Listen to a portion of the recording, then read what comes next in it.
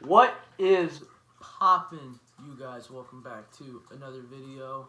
And today we are going to be going over my entire mess over there, which is going to be a rod and reel arsenal for 2020. Stay tuned.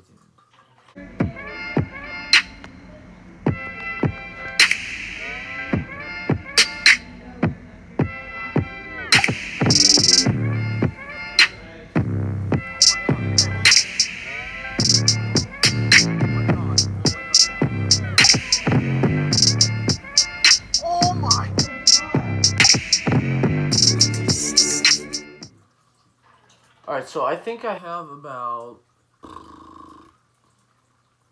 close to 20 rods over there and about 15 reels.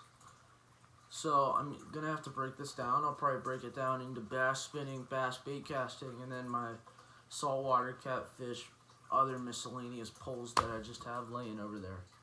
If you guys have never seen my poles, how they're set up, it's pretty easily. It's just I think I got that as a present from Field and Stream. Field and Stream sells those. It's just a rotating rod storage. I don't know, you just push your rod in there and it holds it. So let's go over bass spinning first. So let me grab those poles. This is actually the least amount of poles I think I have in a category, which is 2, sometimes 3. Depending on how you look at it. So these are my 3 poles right here. I use all my different poles for a different purpose. They all have their designated purpose. This one here, this is kind of, spinning reels are really kind of difficult because they all have they're all similar. You know, there's not much you can do with them. I like to use almost everything I can on bait casters except for finesse baits. So these are all finesse stuff. So this one I have a Ned rig tied up on here. This line is tangled. I'm gonna put in text on the bottom so you guys don't have to remember what this is. But this is I've had this reel. This is probably one of the longest reels I've ever had. This is an Okuma Stratus SV-125 reel, spinning reel right there. I've beat the crap out of it. It's white. It's perfect size for me. It's 5:0 to 1 gear ratio with, I believe, 12-pound fluorocarbon on there. It's paired up with a Bass Pro Shops Bionic Blade IM8, 7-foot medium action. 7-foot medium action Bionic Blade made with IM8 graphite. So that's kind of like my backup finesse stuff. What I primarily use is this setup right here, which you guys see all the time. Which this is the Pflugear Summit XT reel right here. I believe this is a 5:3 to 1 or 6:3 to 1, 5:2 to 1 gear ratio. Right there, that's paired up with 12-pound Berkley Vanish fluorocarbon, 12-pound test Vanish fluorocarbon, and this is paired up with a rod I've beat the crap out of. I think I got it 3 years ago. It's a 13 fishing. It came with a combo, 13 fishing SE combo rod. It's a 7-foot medium action pole. It doesn't say it anywhere, but that's the pole I use with this reel. That is what I primarily use for all my finesse fishing, such as wacky rigs, stuff like that. I have a shaky head tied on currently. And then my last spinning rod is a backup to the backups. 3rd string. It's probably one of my crappiest poles. I'll use this in creeks or stuff because it's a little bit of a smaller pole. It's a little bit lighter. We have a $30 reel in here. This is the Garcia Cardinal Z30 with a gear ratio of I don't think it says it on here. No, it does not say it on here. I'm gonna guess it's probably a 5-3-1 or 6-3-1. Paired up with a Pflugear 6.6 medium pole right there. That is that combo. I'll take this in the creeks for smallmouth and stuff. I hope to do that a little bit more this summer, is wading rivers for smallmouth, which I think will be a blast. So if you guys want to see that, drop a like. But we're going to hop on into bass bait casters. Alright, so one thing I'd like to mention before we dive on into the bait casters is that I still need one more for 2020. And that is a heavy rod with a reel, I'm thinking 8 1-to-1. But I need your guys' help looking for a good durable rod I can beat the crap out of and trust. For frogging, flipping, things like that. Heavy duty needs. Oh, and swim baits. So, I'm probably going to be throwing like 30-pound braid on there. Just going to be my frogging, flipping, pole, stuff like that. So I do not have one of those yet. I'm looking at the 13 Fishing Concept something with Diawa ARID heavy. I don't know. Something cheap that's I know can get the job done, because I'm a kid. I mean, money isn't plentiful for me, I guess, fishing wise. So I don't know. But just comment any polls I should check out first. But first poll we have here is my Texas rig and like football head rod. So we got a black and blue Texas rig on here. This is a Diawa ARID 100 HS 7:3-1 gear ratio reel right here with a G-Loomis. It is I believe it is a jig and rod. Yep. Yes. Confirm, deny. Jig and rod, yeah.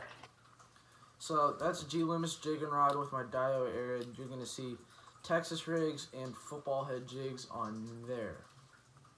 Next is the one I use probably the most. It is my Lews carbon fire combo. It's a 7:3-1 gear ratio reel. Oh, both of these have 17-pound Berkley Vanish fluorocarbon on them.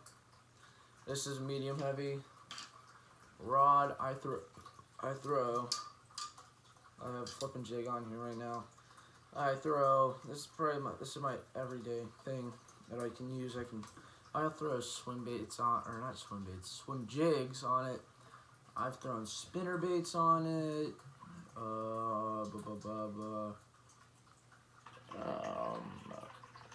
Smaller swim baits like the Mike Buka, the baby bullshad. I can throw that on here really well.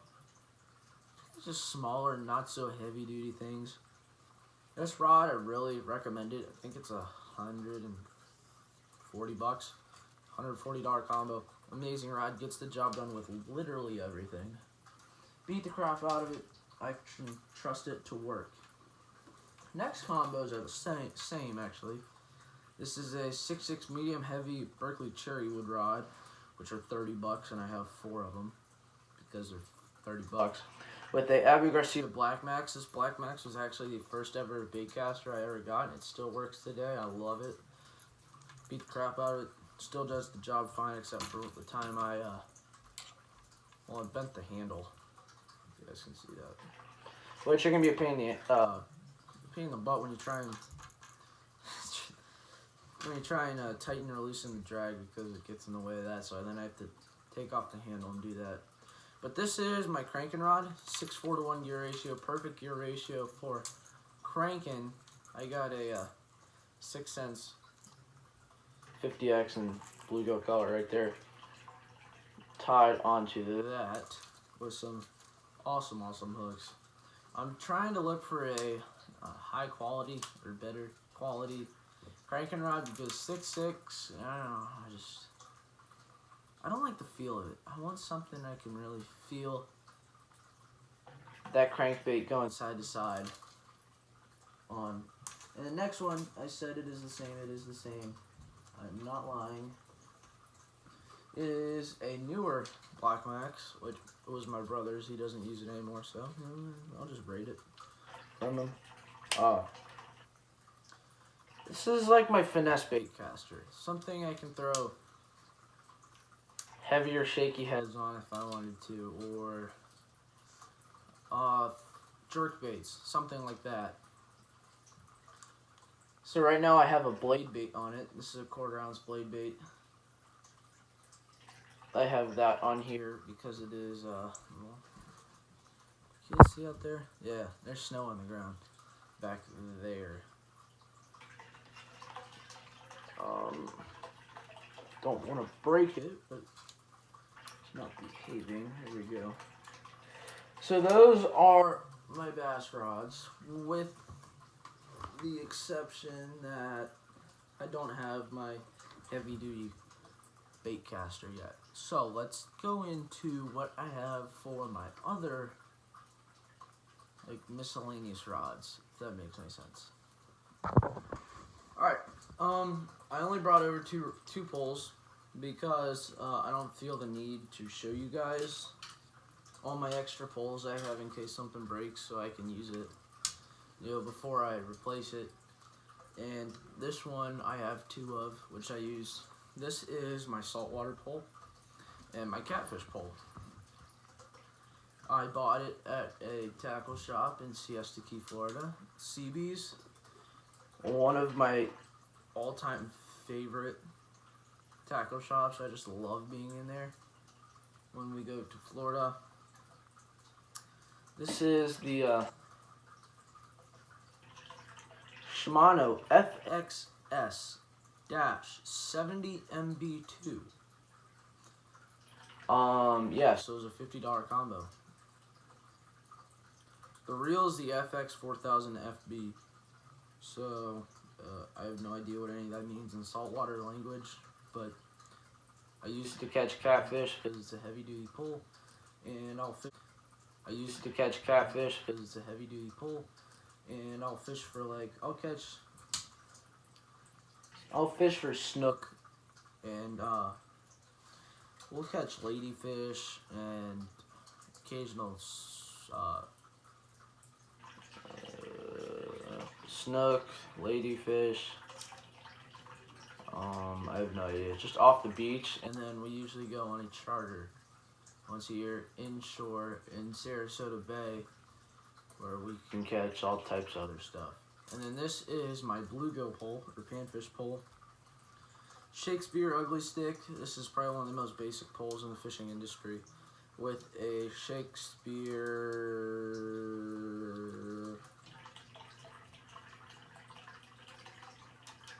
just a Shakespeare little micro reel on there. So that's what I use to fish for bluegill. It's really light tackle. Just gets the job done. I'm not gonna break the bank for something I fish for twice a year. So those are all of my rods. If you guys found this helpful when, I don't know, if you're looking to purchase a rod, or if you guys just like seeing videos of what I do to prepare for the 2020 season, because all of the ponds, as you can see, are frozen over. There's snow on the ground. It gets to like 20 degrees at night. So there's nothing really. You can't go ice fishing. It's all skim ice, which I hate. Yeah, so just let me know if you guys like these informational videos. Leave a like on this video. Go comment below what videos you would like to see in the future, because I'm having some trouble. Ow, making some. Ow, that hurt. I bent my finger. I'm having some trouble coming up with some creative ideas for you guys. So please let me know what you guys want to see. Check out the Instagram at okbassin. I'm your host, Owen. We will catch you guys On the next one, when hopefully we're fishing. See ya.